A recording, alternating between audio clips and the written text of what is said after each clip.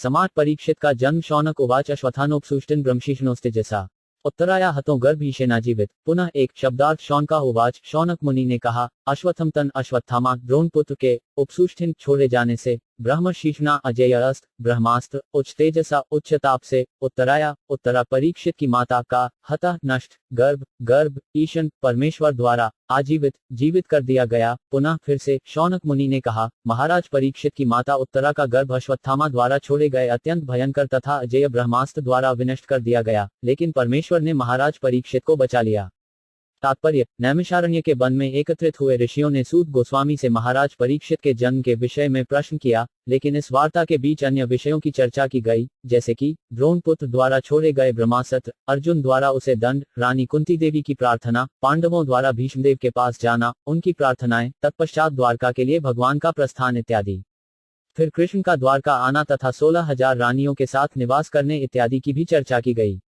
सारे ऋषि मुनि इन विवरणों के सुनने में लीन थे, किंतु अब वे अपने मूल विषय पर लौटना चाह रहे थे। अतएव शौनक ऋषि ने इस तरह की जिज्ञासा की। इस तरह अश्वत्थामा द्वारा छोड़े गए ब्रह्मा की चर्चा फिर से आ गई। तस्य जन्म महाबुद्धे कर्माणि च महात्मन निधन च यथयासीत प्रेत्य गतवान यथा दो शब्दार्थ तस्थ उसका महाराज परीक्षित का जन्म महाबुद्धे अत्यंत बुद्धिमान का कर्माणि कार्यकलाप च भी महाआत्मन महान निधनम मृत्यु च तथा यथा जिस प्रकार एव निस्संदेह आसीतु हुआ सह वह प्रेत्य मृत्यु के पश्चात गंतव्य गतवानु प्राप्त किया यथा जिस तरह। अत्यंत बुद्धिमान तथा महान भक्त महाराज परीक्षित उस गर्भ से कैसे उत्पन्न हुए, उनकी मृत्यु किस तरह हुई और मृत्यु के बाद उन्होंने कौन सी गति प्राप्त की। तात्पर्य कम से कम महाराज परीक्षित के पुत्र के जीवन काल तक हस्तिनापुर अब दिल्ली का राजा सारे विश्व का सम्राट होता था। महाराज परीक्षित की रक्षा उनकी माता के गर्भ में भगवान द्वारा की जा चुकी थी। अतएव वे एक ब्राह्मण पुत्र के शाप से अकाल मृत्यु से वे निश्चित ही बचाए जा सकते थे। चूंकि महाराज पराक्षित द्वारा राज्य संभालने के बाद ही कलियुग ने अपना कार्य करना शुरू कर दिया था, अतएव इसका जो पहला कुलक्षण प्रकट हुआ वह था इतने बुद्धिमान तथा भक्त राजा महाराज परीक्षित का शापित होना। राजा तो असहाय नागरिकों का रक्षक होता है और उन सबका कल्याण शांति तथा संपन्नता उसी पर निर्भर रहती है। दुर्भाग्यवश पतित कलियुग के बहकावे में आकर एक अभागे ब्राह्मण पुत्र द्वारा निर्दोष महाराज परीक्षित को लांछित कराया गया और इस तरह राजा को 7 दिनों में अपनी मृत्यु के लिए तैयार होना था। महाराज परीक्षित विष्णु द्वारा रक्षा किए जाने के लिए विशेष रूप से विख्यात हैं। अतएव जब एक ब्राह्मण पुत्र ने उन्हें वृथा ही शाप दे डाला, तब भी यदि वे चाहते तो अपनी रक्षा के लिए भगवान को कृपा का आवाहन कर सकते थे, किंतु शुद्ध भक्त होने के कारण उन्होंने ऐसा नहीं करना चाहा। शुद्ध भक्त कभी भी भगवान से अनावश्यक कृपा याचना नहीं करता। महाराज परीक्षित को ज्ञात था और अन्य लोगों को भी पता था कि ब्राह्मण पुत्र द्वारा दिया शाप अवैध है, किंतु वे उसका प्रतिकार करना नहीं चाहते थे, क्योंकि वे यह भी जानते थे कि कलियुग का शुभारंभ हो चुका है और इस युग का पहला लक्षण भी अत्यंत प्रतिभावान ब्राह्मण जाति के पतन के साथ प्रकट हो चुका है। वे काल प्रवाह के मार्ग में बाधक बनना नहीं चाह रहे थे, अपितु वे खुशी खुशी और उचित ढंग से मृत्यु वरण करने के लिए तैयार थे। वे भाग्यशाली थे कि मृत्यु के लिए तैयारी करने के लिए उन्हें कम से कम 7 दिन का समय मिला था।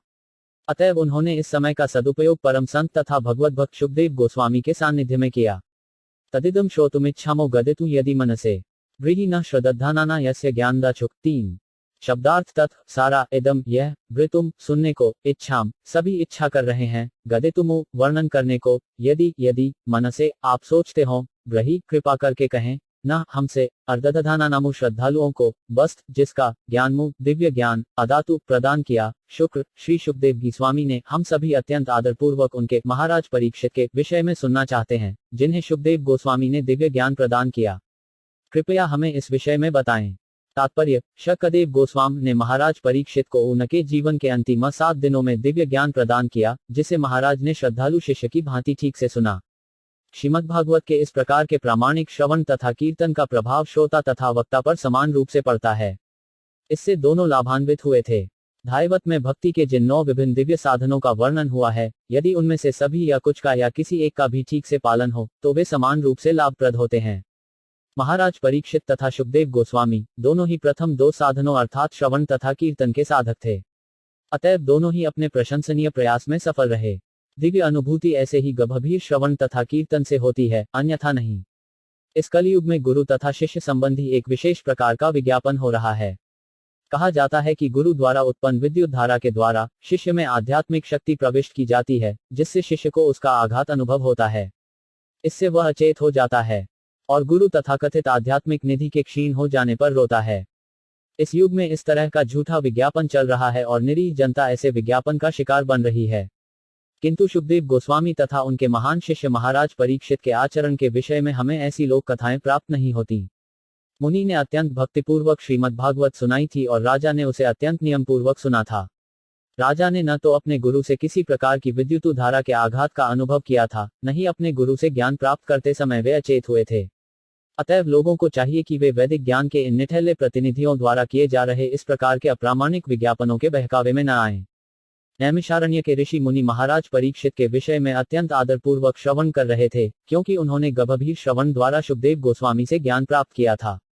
दिव्य ज्ञान प्राप्त करने का एकमात्र साधन यह है कि उसे प्रामाणिक गुरु से गंभीर श्रवण द्वारा ग्रहण किया जाए। उसके लिए आश्चर्यजनक प्रभावों को उत्पन्न करने हेतु न तो किसी चिकित्सीय करतब की, न ही योग के चमत्कार की आवश्यकता है। यह विधि सरल है, लेकिन एकनिष्ठ होने पर ही मनोवांछित फल मिल सकता है। सूत उवाच अपीप्लडिमराज पितृवद रयाज्यन प्रजा निस्पृह सर्वकामे भय कृष्णपादानुसेव्या। 4 शब्दार्थ। सूता उवाच, श्री सूत गोस्वामी ने कहा, अपीपल तो शासित संपन्नता। धर्मराज राजा युधिष्ठिर ने पितृवत अपने पिता के समान, रत्नयन प्रसन्न करते हुए, प्रजा जन्म ग्रहण करने वालों को, निस्पृह बिना किसी व्यक्तिगत आरक्षाक्षा के, सर्व समस्त कामे भय इंद्रिय तृप्ति से, कृष्णपाद भगवान श्री कृष्ण के चरण कमल की अनुसेव्या निरंतर सेवा करते रहने से। श्री सूत गोस्वामी ने कहा, सम्राट युधिष्ठिर ने अपने राज्यकाल में सबों के ऊपर उदारतापूर्वक शासन चलाया। वे उनके पिता तुल्य ही थे। उन्हें कोई व्यक्तिगत आकांक्षा न थी और भगवान श्री कृष्ण के चरण कमलों की निरंतर सेवा करते रहने के कारण वे सभी प्रकार की इंद्रिय तृप्ति से विरक्त थे। तात्पर्य, जैसा कि हमने इस ग्रंथ की भूमिका में कहा है, संसार के समस्त कष्ट सह रहे जन समुदाय के लिए मानव समाजम कृष्ण के विज्ञान की आवश्यकता है और समस्त राष्ट्रों के प्रमुख महापुरुषों से हमारी एक ही विनती है कि वे अपने कल्याण हेतु, समाज के कल्याण हेतु तथा विश्व भर के लोगों के कल्याण हेतु कृष्णा तत्व को ग्रहण करें। यहाँ पर सत्य की प्रतिमूर्ति महाराज युधिष्ठिर के उदाहरण से इसकी पुष्टि होती है। भारत में लोग गमराज्य की लालसा करते हैं, क्योंकि भगवान राम आदर्श राजा थे और भारत के सारे राजा या सम्राट पृथ्वी पर जन्म लेने वाले प्रत्येक प्राणी की संपन्नता के लिए विश्व के भाग्य का नियमन करते थे। यहाँ पर प्रजा शब्द महत्वपूर्ण है। इसका व्युत्पत्तिपरक आशय है, जिसने जन्म लिया है वह। पृथ्वी पर जीवों की अनेक योनियां हैं, जलचर से लेकर पूर्ण मनुष्यों तक, और वे सभी प्रजा कहलाती हैं। इस ब्रह्मांड के सृष्टा ब्रह्मा जी प्रजापति कहलाते हैं। कईयों की जिन लोगों ने जन्म लिया है, उन सबके वे पितामह हैं। इस प्रकार प्रजा शब्द जिस अर्थ में आजकल प्रयुक्त होता है, वह उससे अधिक व्यापक अर्थ में प्रयुक्त हुआ है। राजा सभी जीवों, जलचर, पौधे, वृक्ष, सरीसृप, पक्षी, पशु तथा मनुष्य का प्रतिनिधित्व करता है। इनमें से हर एक प्राणी परमेश्वर का अंश है। थैवद गीता 14.4। और भगवान का प्रतिनिधि होने के कारण राजा सबों को उचित सुरक्षा प्रदान करने के लिए वचनबद्ध होता है। किंतु आज को चरित्र विहीन प्रशासन पद्धतियों के राष्ट्रपति तथा तानाशाहों के साथ ऐसा नहीं है, जहां निम्न पशुओं को कोई सुरक्षा प्रदान नहीं की जाती, जबकि उच्चतर पशुओं को तथाकथित सुरक्षा प्रदान प्राप्त रहती है। लेकिन यह एक महान विज्ञान है, जिसे कृष्ण तत्व जानने वाला ही सीख सकता है। कृष्ण के विज्ञान को समझकर कोई भी विश्व का पूर्णतम व्यक्ति बन सकता है, और जब तक मनुष्य को इस विज्ञान तत्व का ज्ञान नहीं होता, तब तक शिक्षा द्वारा अर्जित सारी उपाधियां तथा स्नातकोत्तर अनुसंधान की सनदें व्यर्थ और निरर्थक होती हैं। महाराज युधिष्ठिर इस कृष्ण तत्व को भली भांति जानते थे, क्योंकि यहाँ पर यह कहा गया है कि इस विज्ञान के निरंतर अनुशीलन से, या भगवान कृष्ण की सतत भक्तिमय सेवा से, उन्होंने राज्य पर शासन करने की योग्यता प्राप्त कर ली थी। कभी कभी पिता अपने पुत्र पर अनावश्यक रूप से निर्दय होते दिखता है, लेकिन इसका अर्थ यह नहीं होता कि पिता ने पिता होने की योग्यता खो दी है। पिता सदा पिता ही रहता है, क्योंकि उसके हृदय में पुत्र का हित ही सर्वोपरि होता है। पिता चाहता है कि उसका हर लड़का उससे बढ़कर हो। अतएव महाराज युधिष्ठिर जैसे राजा, जो सतोगुण की साक्षात प्रतिमूर्ति थे, चाहते थे कि उनके अधीन सारे लोग, विशेष रूप से मनुष्य जिनको चेतना अधिक विकसित रहती है, भगवान कृष्ण के भक्त बने, जिससे वे इस भौतिक संसार की झंझटों से मुक्त हो सकें।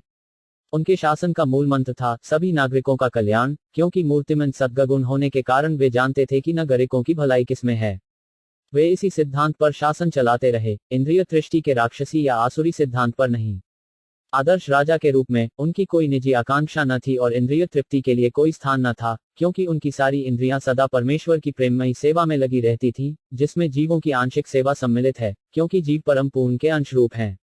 जो लोग पूर्ण को छोड़कर केवल अंश की सेवा में व्यस्त रहते हैं, वे केवल अपने समय तथा शक्ति दोनों का अपव्यय ही करते हैं, जिस तरह कोई मनुष्य जड़ों को न सींचकर वृक्ष की पत्तियों को सींचे। यदि जड़ों में पानी डाला जाता है तो पत्तियां सवत पूरी तरह सजीव रहती हैं, किंतु यदि केवल पत्तियों पर जल डाला जाए तो सारी शक्ति व्यर्थ जाती है। अतएव महाराज युधिष्ठिर भगवान की सेवा में सदा लीन रहते थे और इस प्रकार से भगवान के अंश रूप सारे जीव उनके सतर्क शासन के अंतर्गत जीवन की सारी सुविधाएं प्राप्त करते थे और अगले जीवन में उनकी उन्नति होती थी। राज्य प्रशासन की पूर्ण व्यवस्था की यही विधि होती है। संपद क्रत्वो लोका महिषी भ्रात्रो मही जम्बूद्वीपाधिपत्यम च यशश्च त्रिदिवगतम 5 शब्दार्थ संपदा ऐश्वर्य क्रब यज्ञ लोका भावी गंतव्य महिषी रानियां भ्रातरा भाई मही पृथ्वी जम्बू द्वीप वह मंडल या ग्रह जिसमें हम रह रहे हैं आधिपत्यम सार्वभौम अधिपत्य च भी यश ख्याति च तथा त्रिदिवम स्वर्गलोक तक गतमु व्याप्त। महाराज युधिष्ठिर की सांसारिक उपलब्धियों सद्गति प्राप्त करने के लिए किए जाने वाले यज्ञों, उनकी महारानी, उनके पराक्रमी भाइयों, उनके विस्तृत भूभाग, पृथ्वी ग्रह पर उनका सार्वभौम आधिपत्य तथा उनकी ख्याति आदि के समाचार स्वर्गलोक तक पहुंच गए। तात्पर्य केवल धनी तथा महान पुरुष का ही नाम तथा यश सारे विश्व में विख्यात होता है। महाराज युधिष्ठिर का नाम तथा यश उनके उत्तम शासन, भौतिक उपलब्धियों, महिमामयी पत्नी द्रौपदी, अपने भाइयों भीम तथा अर्जुन के पराक्रम तथा जम्बूद्वीप नाम से विख्यात विधि में अपनी सार्वभौम शक्ति के कारण स्वर्गलोक तक पहुंच चुके थे। यहाँ लोका शब्द महत्वपूर्ण है। भौतिक तथा आध्यात्मिक आकाश में विभिन्न लोग बिखरे हुए हैं। इस जीवन में कोई भी व्यक्ति अपने कर्म से उन तक पहुंच सकता है, जैसा कि भगवद गीता 9.25 में कहा गया है। वहां पर कोई बलपूर्वक प्रवेश नहीं कर सकता। जिन क्षुद्र भौतिक विज्ञानियों तथा इंजीनियरों ने बाह्य अंतरिक्ष में कुछ हजार मील दूरी तक यात्रा करने के यान खोज निकाले हैं, उन्हें वहां प्रवेश करने की अनुमति नहीं दी जाएगी। उत्तम लोकों में पहुंचने की विधि यह नहीं है। मनुष्य को चाहिए कि यज्ञ तथा सेवा के द्वारा ऐसे सुखी लोकों में प्रवेश करने का पात्र बने। जो पग पग पर पापी जीवन बिताते हैं, उन्हें पशु जीवन में गिरकर अधिकाधिक भौतिक दुख भोगने की ही आशा करनी चाहिए और भगवद गीता 16.19 में भी इसका उल्लेख है। महाराज युधिष्ठिर के उत्तम यज्ञ तथा उनकी योग्यताएं इतनी महान तथा यशपूर्ण थी कि स्वर्गलोक के निवासी भी उन्हें अपने में से एक मानकर उनका स्वागत करने को तैयार थे। कीते कामा सुरस्पाहा मुकुंदम नसो द्विजा अधिगुरमुदन राज्य क्षुदित यथेत्रे 6 शब्दार्थ के मुख किस लिए ते वे सब कामा इंद्रिय भोग के विषय, सुर स्वर्ग के निवासियों की, स्पाहा आकर्षाएं, मुकुंद मनसह पहले से ईश्वर भावना भावित का, द्विजा हे ब्राह्मणों अधिगु संतुष्ट कर सके, मुदम प्रसन्नता, राज्य राजा का, क्षुधितस्थ भूखे का, यथा जिस तरह, इतरे अन्य वस्तुओं में। हे ब्राह्मणों, राजा का आश्रय इतना मोहक था कि स्वर्ग के निवासी भी उसकी आकांक्षा करने लगे थे। लेकिन चूंकि वे भगवान की सेवा में तल्लीन रहते थे, अतएव उन्हें भगवान की सेवा के अतिरिक्त कुछ भी तुष्ट नहीं कर सकता था। तात्पर्य संसार में 2 वस्तुएं होती हैं जिनसे जीवों की तुष्टि हो सकती है। जब कोई भौतिकता में डूबा हुआ रहता है तो वह इंद्रिय तृप्ति से ही तुष्ट होता है, किंतु जब वह कोई भौतिक गुणों से मुक्त होता है तो वह भगवान की तुष्टि के लिए प्रेमामयी सेवा करके ही तुष्ट होता है। इसका अर्थ यह हुआ कि जीव वैधानिक रूप से सेक है, सेव्य नहीं है। बहिरंगा शक्ति की दशाओं में मोहग्रस्त होने के कारण वह अपने आप को सेव्य सेवा कराने योग्य समझता है, जबकि वास्तव में वह सेव्य होता नहीं। वह तो काम, इच्छा, क्रोध, लोभ, गर्व, उन्मत्तता तथा असहिष्णुता जैसी इच्छाओं का दास होता है। जब वह आध्यात्मिक ज्ञान की प्राप्ति करके अपने होश में आता है तो वह अनुभव करता है कि वह भौतिक जगत का स्वामी नहीं, अपितु अपनी इंद्रियों का दास है। उस समय वह भगवत सेवा की याचना करता है और तब वह तथाकथित भौतिक सुख के द्वारा मोहग्रस्त हुए बिना सुखी बन जाता है। महाराज युधिष्ठिर मुक्तात्मा थे, अतएव उन्हें विशाल साम्राज्य, उत्तम पत्नी, आज्ञाकारी बंधुओं, सुखी प्रजा तथा सुसंपन्न जगत से कोई प्रसन्नता नहीं हो रही थी। शुद्ध भक्त को ये वर स्वतः प्राप्त होते हैं, भले ही वह उनकी कामना न करे। यहाँ पर दिया गया दृष्टांत अत्यंत उपयुक्त है। ऐसा कहा जाता है कि भूखे को भोजन के अतिरिक्त अन्य किसी वस्तु से संतोष नहीं मिलता। सारा संसार भूखे जीवों से भरा पड़ा है। यह भूख उत्तम भोजन, आश्रय या इंद्रिय तृप्ति के लिए नहीं है। भूख तो आध्यात्मिक वातावरण के लिए है। अज्ञानवश ही लोग सोचते हैं कि संसार असंतोष से पर्याप्त है, क्योंकि पर्याप्त भोजन, आश्रय, सुरक्षा तथा इंद्रिय तृप्ति के साधन उपलब्ध नहीं है। यह मोह कहलाता है। जब जीव परिलक्षित आध्यात्मिक तुष्टि के लिए भूखा होता है तो लोगों को उसमें भौतिक भूख दिखती है। लेकिन मूर्ख नेता यह भी नहीं देख पाते कि जो लोग भौतिक दृष्टि से पूरी तरह तृप्त हैं, वे फिर भी भूखे रहते हैं। और उनकी भूख तथा गरीबी है क्या? यह भूख वस्तुतः आध्यात्मिक भोजन, आध्यात्मिक आश्रय, आध्यात्मिक सुरक्षा तथा आध्यात्मिक इंद्रिय तृप्ति के लिए होती है। इन्हें परमात्मा भगवान श्री कृष्ण के सानिध्य द्वारा प्राप्त किया जा सकता है, और जिनके पास ये वस्तुएं हैं वे भौतिक जगत के तथाकथित भोजन, आश्रय, सुरक्षा तथा इंद्रिय तृप्ति के द्वारा आकृष्ट नहीं होते, यद्यपि स्वर्ग के निवासी भी इनका आनंद उठाते हैं। अतः भगवद्गीता 8.16 में भगवान ने कहा है कि ब्रह्मांड के सर्वोच्च लोक अर्थात ब्रह्मलोक में भी, जहां जीवन अवधि आयु पृथ्वी की गणना से कई लाख गुनी होती है, जीव अपनी भूख नहीं बुझा सकता। ऐसी भूख तभी शमित होती है जब जब वह अमरता को प्राप्त होता है, जिसे वैकुंठ लोक में ही, जो ब्रह्मलोक से भी काफी दूर है, उन भगवान मुकुंद के सानिध्य द्वारा प्राप्त किया जा सकता है, जो अपने भक्तों को मुक्ति का दिव्य आनंद प्रदान करने वाले हैं। मातुर्गर भगतों वीर स तदा भरिगुनंदन ददर्श पुरुष कश्चिरे ममानो इत्तेजे सात शब्दार्थ मातो माता के गर्भ में गता स्थित होकर वीर महान योद्धा स शिशु परीक्षित तदा उस समय भरिगु नंदन हे भरिगु पुत्र ददर्श देख सका पुरुषम परमेश्वर को कबलित मानो कोई दूसरा दहममान जलते हुए अस्त्र ब्रह्मास्त्र के तेजसा ताप से है भक्तपुत्र शौनक। जब महान योद्धा बालक परीक्षित अपनी माता उत्तरा के गर्भ में थे और अश्वत्थामा द्वारा छोड़े गए ब्रह्मास्त्र के ज्वलंत ताप से पीड़ित थे, तो उन्होंने परमेश्वर को अपनी ओर आते देखा। तात्पर्य: मृत्यु सामान्यतया 7 मास की समाधि है। जीव अपने कर्म के अनुसार पिता के वीर्य के माध्यम से माता के गर्भ में प्रवेश करता है और वांछित शरीर धारण करके विकसित होता रहता है। विशिष्ट जीवों में अपने अपने विगत कर्मों के अनुसार जन्म का यह नियम है। जब वह इस समाधि से जागृत होता है, तो उसे गर्भ के भीतर बंदी रहने में असुविधा का अनुभव होने लगता है और वह उससे बाहर निकलने का प्रयत्न करता है और कभी कभी ऐसी मुक्ति के लिए सौभाग्यवश वह भगवान से प्रार्थना करता है। जब महाराज परीक्षित अपनी माता के गर्भ में थे, तो अश्वत्थामा द्वारा छोड़े गए ब्रह्मास्त्र का उन पर प्रहार हुआ, जिससे उन्हें प्रखर ताप का अनुभव हो रहा था। किंतु उनके भगवत भक्त होने के कारण भगवान अपनी अपार शक्ति से गर्भ के भीतर साक्षात प्रकट हुए और बालक यह देख सका कि कोई उसे बचाने आया है। उस असहाय अवस्था में भी बालक परीक्षित ने असह्य ताप सहन किया, क्योंकि वे स्वभाव से महान योद्धा थे।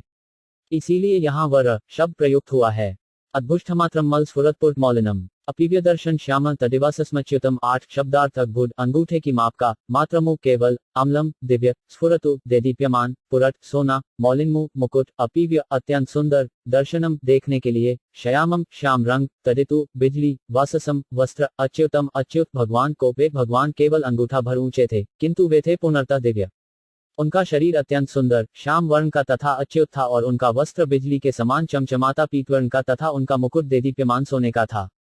बालक ने उन्हें इस रूप में देखा।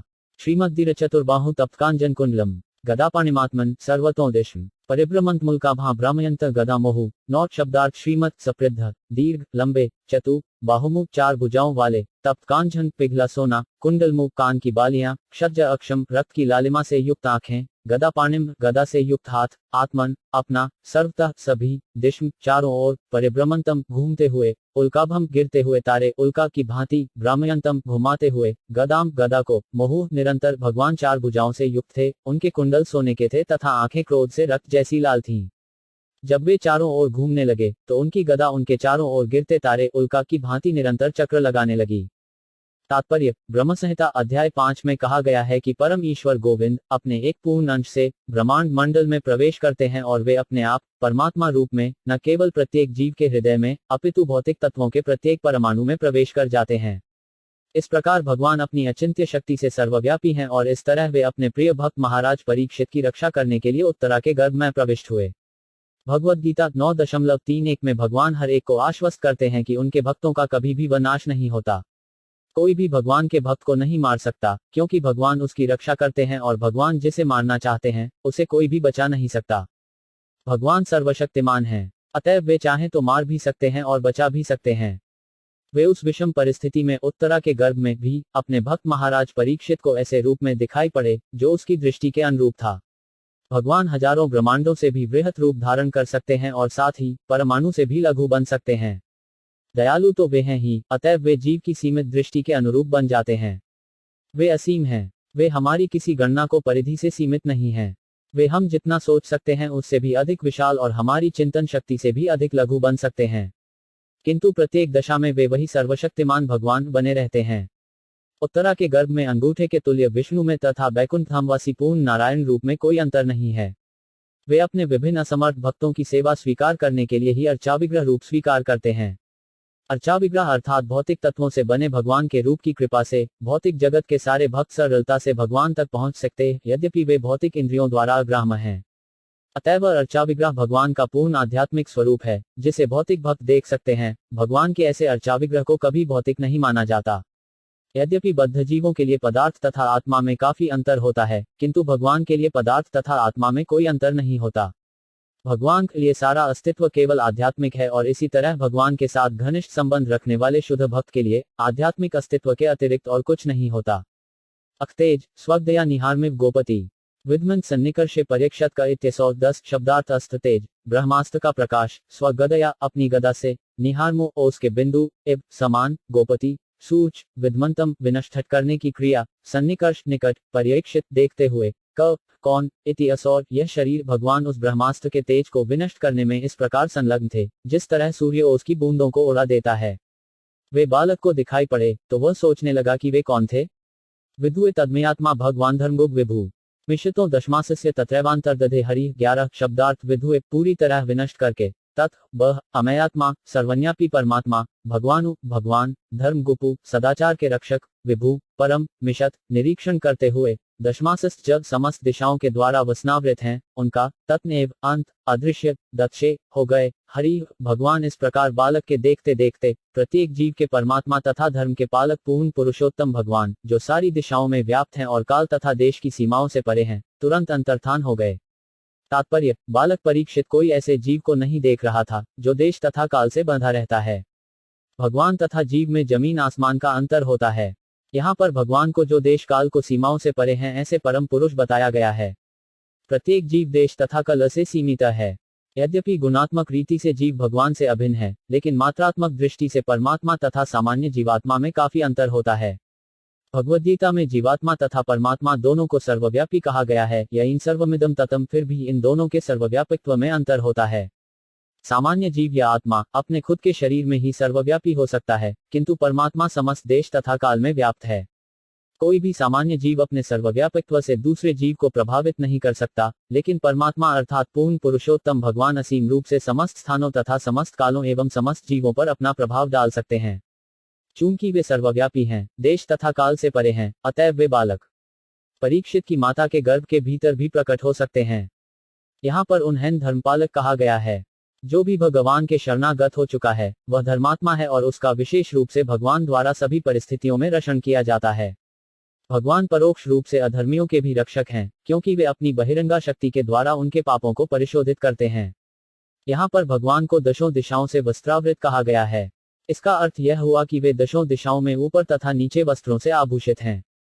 वे सर्वत्र विद्यमान रहते हैं और स्वेच्छा से कहीं भी प्रकट तथा अंतर्धान हो सकते हैं। बालक परीक्षित की दृष्टि से उनके ओझल होने का यह अर्थ नहीं है कि वे किसी अन्य स्थान से आकर वहां प्रकट हुए थे। वे वहीं विद्यमान थे और उनके अंतर्धान होने के बाद भी वे वहीं थे। हाँ, वे बालक की आंखों को दृष्टिगोचर नहीं हो रहे थे। इस तेजोमय आकाश का भौतिक आवरण भी माता प्रकृति के गर्भ को ही भांति है और हम सभी जीवों के पिता भगवान द्वारा उस गर्भ में स्थापित किए गए हैं। वे सर्वत्र विद्यमान हैं, यहाँ तक कि माता दुर्गा के भौतिक गर्भ में भी, और जो इसके लिए सुयोग्य हैं वे भगवान का दर्शन कर सकते हैं। तथा सर्वगुणोदर्क सानुकूल ग्रहोदय जगीय वंशधर पांडव यह पांडरिवोजसात 12 शब्दार्थ तथा तत्पश्चात सर्व सभी गुण शुभ लक्षण झरके क्रमशः विकसित होने पर स अनुकूल सभी अनुकूल ग्रहोदय नक्षत्रों का समूह जजे जन्म लिया वैशधर उत्तराधिकारी पांडव पानेडु के भूयः होते हुए पायडु के समान ओजसा पराक्रम से तत्पश्चात जब क्रमशः सारी राशि तथा नक्षत्रों से शुभ लक्षण प्रकट हो आए तब पांडु के उत्तराधिकारी ने जन्म लिया जो पराक्रम में उन्हीं के समान होगा। तात्पर्य जीव पर ग्रह नक्षत्रों का प्रभाव कोरी कल्पना नहीं है अपितु वास्तविकता है, जैसा कि श्रीमद् भागवत में पुष्टि हो रही है। प्रत्येक जीव हर क्षण प्रकृति के नियमों द्वारा नियंत्रित होता रहता है, डका उसी तरह जिस प्रकार नागरिक राज्य द्वारा नियंत्रित होता है। राज्य के नियमों का पालन स्थूल रूप से होता है, लेकिन प्रकृति के नियम हमारी मोटी बुद्धि के लिए सूक्ष्म होने के कारण स्थूल रूप से अनुभव नहीं किए जा सकते हैं। जैसा कि भगवद्गीता 3.9 में कहा गया है, जीवन के प्रत्येक कर्म से प्रतिक्रिया फल उत्पन्न होती है जो हम पर बंधन स्वरूप होती है, और केवल वे कर्म जो यज्ञ विष्णु के लिए किए जाते हैं वे फलों से बद्ध नहीं होते। हमारे कर्मों का निर्णय उच्च अधिकारियों अर्थात भगवान के दूतों द्वारा होता है, और इस तरह हमें अपने अपने कर्मों के अनुसार शरीर प्राप्त होते हैं। प्रकृति का नियम इतना सूक्ष्म है कि हमारे शरीर के प्रत्येक अंग पर उन्हीं ग्रह नक्षत्रों का प्रभाव पड़ता है, और जीव को यह क्रियाशील शरीर इसीलिए प्राप्त होता है कि वह ऐसे ग्रह नक्षत्रों के प्रभावों को साध कर अपनी कारागार अवधि को पूरा कर सके। अतएव मनुष्य का भाग्य उसके जन्म काल के ग्रह नक्षत्रों द्वारा निर्धारित होता है, और विद्वान ज्योतिषी उसकी तथ्यपरक कुंडली तैयार करता है। यह एक महान विज्ञान है, किंतु यदि इसका दुरुपयोग होता है तो इससे यह निरर्थक नहीं बन जाता। महाराज परीक्षित, या कि भगवान भी किसी शुभ नक्षत्र राशि में प्रकट होते हैं और इस शुभ क्षण में जन्म लेने वाले शरीर पर इन नक्षत्रों का प्रभाव पड़ता है। सबसे शुभ नक्षत्र वह है जब भगवान इस भौतिक जगत में प्रकट होते हैं और इसे जयंती कहते हैं। इस शब्द का किसी भी अन्य बात के लिए दुरुपयोग नहीं करना चाहे। महाराज परीक्षित केवल एक महान क्षत्रिय सम्राट ही न थे, अपितु महान भगवत भक्त भी थे। अतएव वे किसी भी अशुभ क्षण में जन्म नहीं ले सकते थे। जिस प्रकार किसी प्रतिष्ठित व्यक्ति का स्वागत उचित स्थान तथा उचित समय पर किया जाता है, उसी प्रकार भगवान द्वारा विशेष रूप से सुरक्षित महाराज परीक्षित जैसे व्यक्ति के स्वागतार्थ ऐसा उपयुक्त क्षण चुना गया था जब सारे शुभ ग्रह एकत्र होकर राजा पर अपना प्रभाव डाल सकें। इस तरह उनका जन्म हुआ और वे श्रीमद् भागवत के महान नायक कहलाए। नक्षत्रों का यह संयोग मनुष्य की इच्छा से उत्पन्न नहीं किया जा सकता, अपितु यह तो परमेश्वर की महती व्यवस्था का प्रबंध होता है। निस्संदेह जीव के शुभ या अशुभ कर्मों के अनुसार ही यह व्यवस्था की जाती है। यही जीव द्वारा संपन्न शुभ कर्मों को महत्ता प्रकट होती है। केवल शुभ कर्मों के द्वारा ही जीव को उत्तम संपत्ति, उत्तम शिक्षा तथा सुंदर स्वरूप प्राप्त हो सकता है। नक्षत्रों के शुभ प्रभावों के लिए समुचित वातावरण तैयार करने में सनातन धर्म मनुष्य का शाश्वत कर्तव्य संप्रदाय के संस्कार अत्यंत उपयुक्त सिद्ध होते हैं। अतएव उच्च वर्णों द्विजों के लिए संस्तुत गर्भाधान संस्कार समस्त शुभ कर्मों का शुभारंभ है, जिससे मानव समाज में अत्यंत पवित्र तथा बुद्धिमान श्रेणी के मनुष्य उत्पन्न होते हैं। उत्तम तथा योग्य जनता के द्वारा ही विश्व में शांति तथा समृद्धि आएगी। अवांछित तथा विषयभोग में लिप्त रहने वाली अयोग्य प्रजा से अशांति फैलेगी और यह संसार नरक बना रहेगा। तस्य प्रीतम न राजा विप्रेधुम कृपाद्रिभिः जातक कारयामास वाचयित्वा चच मजलम 13 शब्दार्थ तस्त उसका प्रीत मना संतुष्ट राजा युधिष्ठिर विप्रय विद्वान ब्राह्मणों द्वारा धौम धौम्य कृप आदिशि इत्यादि जातकमु शिशु जन्म के तुरंत बाद संपन्न होने वाला संस्कार कारयामास संपन्न क्रिया वाचयित्वा बाँच कर च भी मजरलम शुभ महाराज परीक्षित के जन्म से अत्यंत संतुष्ट हुए राजा युधिष्ठिर ने जात संस्कार करवाया। धौम्य कृप इत्यादि विद्वान ब्राह्मणों ने शुभ स्तोत्रों का पाठ किया। तात्पर्य, वर्णाश्रम धर्म में वर्णित संस्कारों को संपन्न कराने में निपुण हो ऐसे श्रेष्ठ तथा बुद्धिमान ब्राह्मणों की आवश्यकता है। जब तक ये संस्कार संपन्न नहीं कराए जाते तब तक अच्छी संतान को संभावना नहीं है और इस कलयुग में इस संस्कार विधि के अभाव में सारे संसार की जनता शुद्ध गुण वाली या इससे भी निम्न होती है। किंतु समुचित सुविधाओं तथा उत्तम ब्राह्मणों के अभाव के कारण इस युग में वैदिक संस्कारों का पुनरुद्धार कर पाना संभव नहीं है। लेकिन इस युग के लिए अन्य पद्धति भी संस्तुत है और वह है पाश्चरात्रिक पद्धति। यह पांचरात्रिक पद्धति शूद्र श्रेणी के लोगों पर लागू की जाती है, जो कलयुग की प्रजा मानी जाती है और युग तथा कल के अनुरूप संस्तुत की जाने वाली यही संस्कार विधि है। किंतु यह संस्कार विधि केवल आध्यात्मिक विकास के निमित्त है, अन्य किसी कार्य के लिए नहीं। आध्यात्मिक उन्नति कभी उच्च या निम्न पैतृकता से नियंत्रित नहीं होती। गर्भाधान संस्कार के बाद अन्य संस्कार भी होते हैं, यथा सीमातितृण सद्भक्षणम इत्यादि, जो गर्भावस्था काल में संपन्न होते हैं और जब शिशु का जन्म होता है तो सबसे पहला संस्कार जातकर्म है। यह संस्कार महाराज युधिष्ठिर द्वारा राजपुरोहित धौम्य तथा महान सेनापति एवं पुरोहित कृपाचार्य जैसे योग्य ब्राह्मणों की सहायता से संपन्न कराया गया। महाराज युधिष्ठिर ने इन दोनों विद्वान तथा योग्य पुरोहितों को सहायता के लिए तमाम उत्तम ब्राह्मणों को लगाकर यह उत्सव संपन्न कराया। अतएव सारे संस्कार अर्थात शुद्धिकरण की विधियां मात्र औपचारिकताएं या सामाजिक उत्सव ही नहीं, अपितु ये व्यवहारणीय हैं और धौम्य तथा कृप जैसे योग्य ब्राह्मणों द्वारा सफलतापूर्वक संपन्न कराए जाते हैं। इस युग में ऐसे ब्राह्मण न केवल विरल हैं, अपितु उपलब्ध भी नहीं होते। अतएव इस पतित युग में आध्यात्मिक उन्नति के लिए गोस्वामी जन वैदिक अनुष्ठानों की अपेक्षा पाशरात्रिक सूत्र को वरीयता प्रदान करते हैं। कृपाचार्य महर्षि सर्बन के पुत्र थे और गौतम के वंश में उत्पन्न हुए थे। उनका जन्म एक अकस्मात घटना कही जाती है। संयोगवश महर्षि सर्बन की भेंट जनपदी नामक स्वर्ग की एक सुप्रसिद्ध अप्सरा से हुई तो सर्बन का वीर्य दो भागों में बंट गया। एक भाग तुरंत बालक बन गया और दूसरा बालिका। इस प्रकार जुड़वां बच्चे उत्पन्न हुए, बालक कृप नाम से और बालिका कृपी नाम से विख्यात हुई। महाराज शांतनु को जंगल में शिकार करते समय ये शिशु मिले और घर लाकर संस्कार कराकर उन्हें ब्राह्मण पद प्रदान किया। बाद में कृपाचार्य द्रोणाचार्य के समान महान सेनापति बने और उसकी बहन कृषि द्रोणाचार्य को ब्याह दी गई। कालांतर में कृपाचार्य कुरुक्षेत्र के युद्ध में सम्मिलित हुए और दुर्योधन के दल में चले गए। कृपाचार्य महाराज परीक्षित के पिता अभिमन्यु को मरने में सहायक बने, किंतु द्रोणाचार्य के ही समान महान ब्राह्मण होने के कारण वे अभी भी पांडव कुल द्वारा सम्मानित थे। जब दुर्योधन से द्यूत क्रोड़ा में हारकर पांडव वन चले गए तो धृतराष्ट्र ने उनके मार्गदर्शन के लिए कृपाचार्य को नियुक्त किया। युद्ध समाप्त होने पर कृपाचार्य पुनः राज्यसभा के सदस्य बन गए और महाराज परीक्षित के जन्म के समय जन्मोत्सव को सफल बनाने के लिए उन्हें वेद मंत्रोच्चार करने के लिए आमंत्रित किया गया। जब महाराज युधिष्ठिर जब राजप्रासाद त्याग कर हिमालय के लिए महाप्रयाण करने लगे तब वे महाराज परीक्षित को शिष्य रूप में कृपाचार्य को ही सौंप गए और उन्होंने संतुष्ट होकर घर का त्याग किया, क्योंकि महाराज परीक्षित का भार कृपाचार्य ने संभाल लिया था। बड़े बड़े शासक, राजा तथा सम्राट तक कृपाचार्य जैसे विद्वान ब्राह्मणों के मार्गदर्शन में रहते हुए समुचित रूप से राजनैतिक उत्तरदायित्व निभाते थे। हिरण्यम गामहि प्रादात्स्वं च विप्रभय प्रजातीर्थ सतीर्थ विथ 14।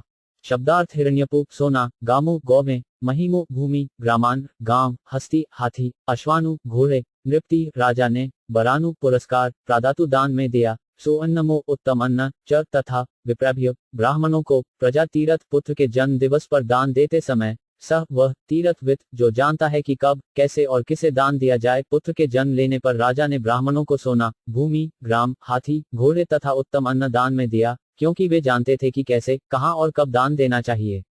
तात्पर्य, केवल ब्राह्मणों तथा सन्यासियों को गृहस्थियों से दान ग्रहण करने का अधिकार प्राप्त है। समस्त संस्कारों के विभिन्न अवसरों पर, विशेष रूप से जन्म, विवाह तथा मृत्यु के संस्कारों के समय ब्राह्मणों को धन वितरित किया जाता है, क्योंकि ब्राह्मण ही मानव जाति की प्राथमिक आवश्यकता के लिए सर्वश्रेष्ठ सेवा प्रदान करते हैं। इन अवसरों पर स्वर्ण, भूमि, ग्राम, घोड़े, हाथी तथा अन्न के साथ समस्त भोज्य सामग्री के रूप में प्रचुर दान दिया जाता था। अतः ब्राह्मण वास्तव में निर्धन नहीं होते थे, उल्टे उनके पास प्रचुर सोना, भूमि, ग्राम, घोड़े, हाथी तथा पर्याप्त अन्न रहता था, जिससे उन्हें कुछ और कमाने की आवश्यकता नहीं पड़ती थी। उसके बदले में वे संपूर्ण समाज के कल्याण हेतु अपने को समर्पित कर देते थे। तीर्थविद शब्द महत्वपूर्ण है, क्योंकि राजा को पता था कि कहां और कब दान दिया जाए।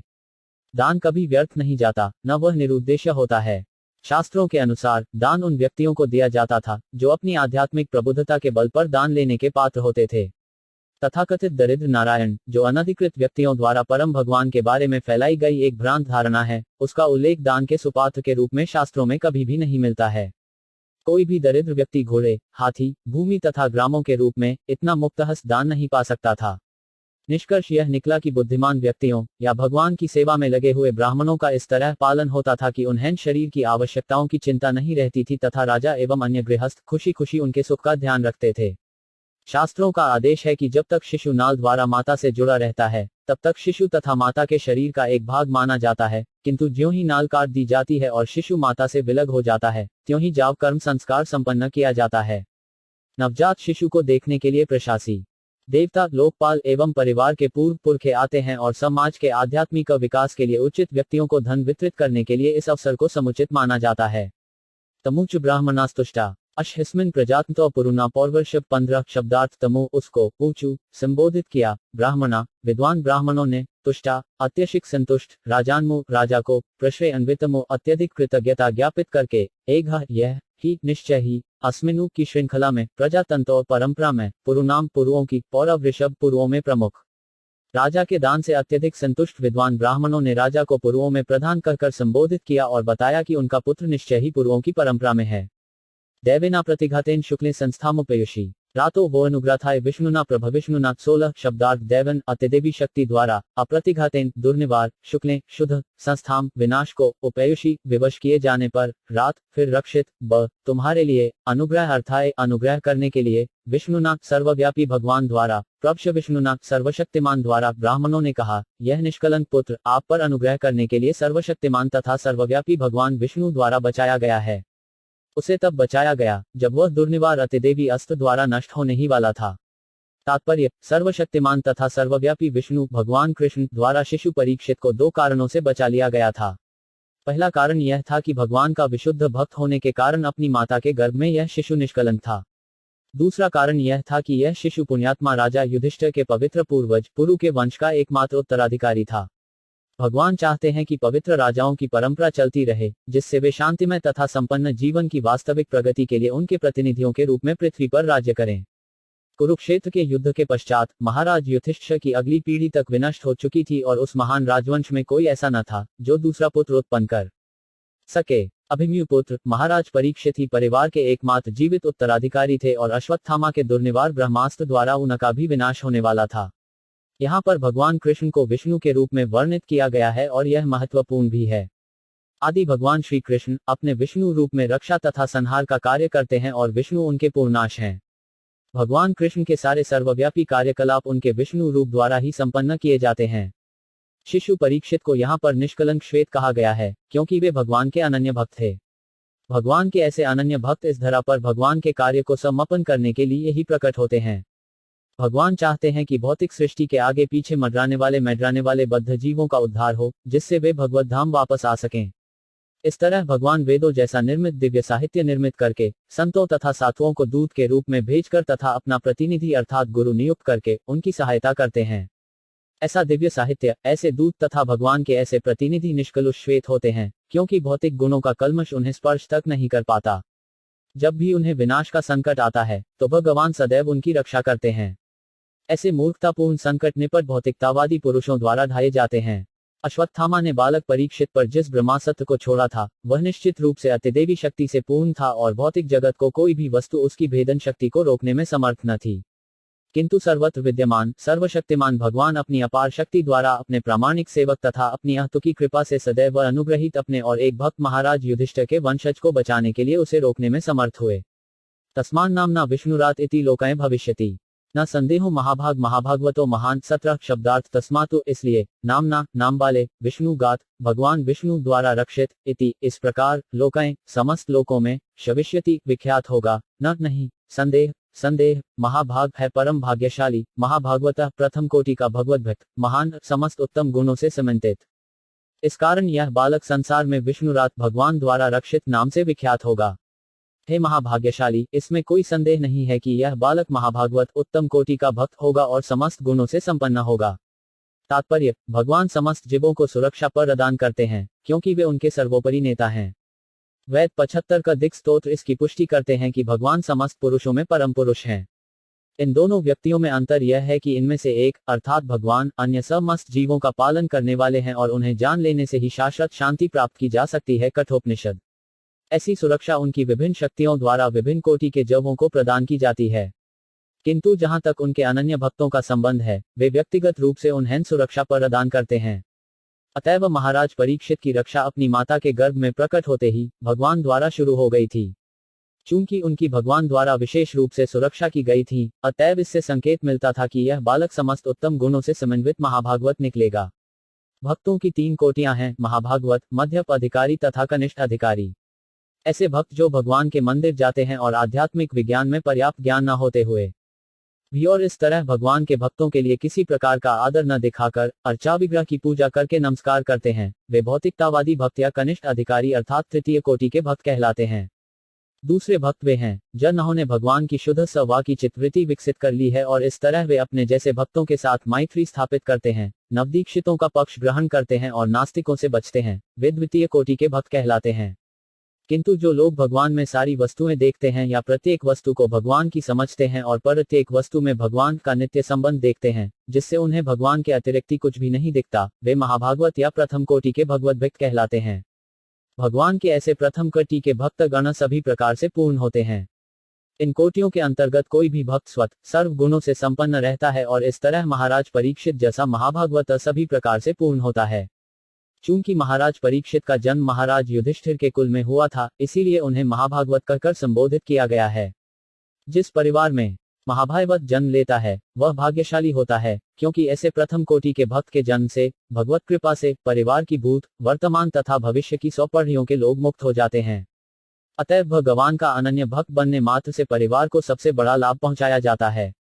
श्रीराजोवाच अपेश वंश्यान राजर्षीन पुण्यश्लोकान महात्मन अनुवर्तिता स्विद्यशा साधुवादेन सप्तमा 18 शब्दार्थ। श्री राजा सर्वमंगलकारी राजा महाराज युधिष्ठिर ने ओबाच कहा, अपि क्या अंग इस वैशानु परिवार में राज ऋषिनु साधु राजाओं का पुण्य एलोकान नाम से ही पवित्र महाआत्मन सभी महान पुरुष अनुवर्तिता अनुयायी स्वित शसा होगा, यशसा उपलब्धियों से, साधु वादेन महिमान्वित होने से, सत्तमा है महान आत्माओं। उत्तम राजा युधिष्ठिर ने पूछा, हे महात्माओं, क्या यह बालक इस महान राजवंश में प्रकट हुए अन्य राजाओं की ही तरह राजर्षि पवित्र नाम वाला उतना ही विख्यात तथा अपनी उपलब्धियों से महिमामंडित होगा? तात्पर्य, राजा युधिष्ठिर के पूर्वज राजर्षि पुण्यात्मा तथा अपनी महान उपलब्धियों से महिमामंडित थे। वे राज सिंहासन पर बैठकर भी संत थे।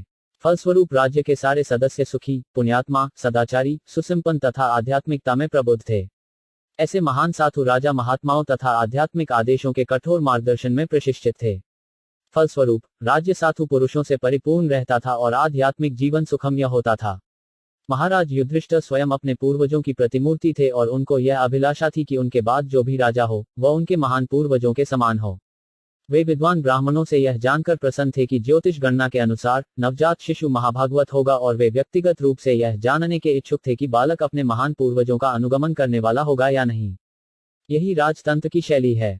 शासन चलाने वाले राजा को पुण्यात्मा, उदार, भगवत भक्त तथा छिछोरों के लिए साक्षात भय होना चाहिए। उसे अबोध जनता के ऊपर राज्य करने के लिए समान रूप से योग्य उत्तराधिकारी भी छोड़ जाना चाहिए।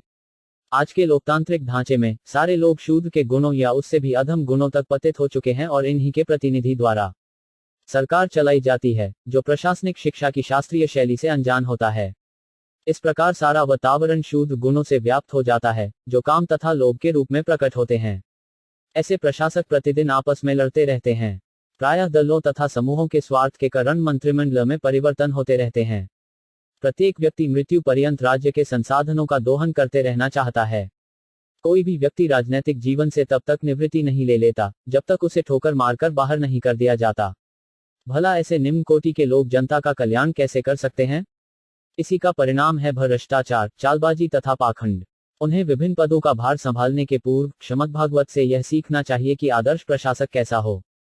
बाह्यना ऊंचू पार्थ प्रजापिता साक्षादिश्वाकुरिव मानव ब्राह्मण्य सत्यसिंधश ब्राह्मो दाशथिर यथा 19 शब्दार्थ ब्राह्मगा। उत्तम ब्राह्मणों ने ऊंचू कहा, पार्थ हे पृथा कुंती पुत्र, प्रजा जन्म धारण करने वाले, अविता पालक, साक्षात प्रत्यक्ष इक्ष्वाकु राजा इक्ष्वाकु की तरह, मानव वह मनुपुत्र, ब्राह्मण यह ब्राह्मणों का अनुयायी तथा आदर करने वाला, सत्यसंध वचन का पक्का, च भी राम भगवान राम, दाशरथी महाराज दशरथ के पुत्र, यथा जिस तरह विद्वान ब्राह्मणों ने कहा, हे पृथापुत्र यह बालक मनुपुत्र राजा इक्ष्वाकु की ही तरह समस्त जीवों का पालन करने वाला होगा। और जहां तक ब्राह्मणीय सिद्धांतों के पालन की बात है, विशेष रूप से अपने वचन का पालन करने में यह महाराज दशरथ के पुत्र भगवान राम जैसा हद प्रतिज्ञ होगा। तात्पर्य, प्रजा का अर्थ है इस भौतिक जगत में जन्म लेने वाला जीव। वास्तव में जीव का न तो जन्म होता है न मृत्यु होती है, लेकिन न भगवान सेवा से विलग होने एवं भौतिक प्रकृति पर प्रभुत्व जताने को इच्छा के फलस्वरूप उसे अपनी भौतिक इच्छाओं की तुष्टि के लिए उपयुक्त शरीर प्रदान किया जाता है। ऐसा होने से वह जब भौतिक प्रकृति के नियमों द्वारा बद्ध हो जाता है और उसका भौतिक शरीर उसके कर्म के अनुसार बदलवा रहता है।